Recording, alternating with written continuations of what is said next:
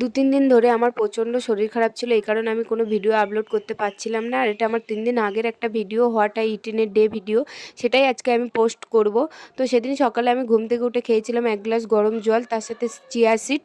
টিফিনে মা বানিয়ে দিয়েছিল চিলা, আর আমি বানিয়েছিলাম কোল্ড কফি, সেটাই খেয়েছিলাম। আর এখানে আমার কফিটা শেষ, কিন্তু কফির এই ফোমটা রয়ে গেছে, এই কফিটার থেকে যায়। আর শরীর খারাপ, যেহেতু ওষুধ তো খেতেই হবে, তাই খাওয়ার পরে খেয়ে নিয়েছিলাম ওষুধ। আর প্রচণ্ড শরীরটা খারাপ ছিল, আর জ্বরও এসেছিলো।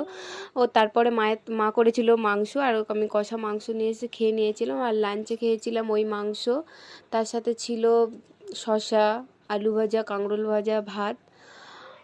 এটাই খেয়েছিলাম দুপুরে। আর দুপুরেও খাওয়ার পরে খেয়ে নিয়েছিলাম ওষুধ। আর তারপরে ওই মোটামুটি 4টের দিকে খেয়েছিলাম এই আমটা।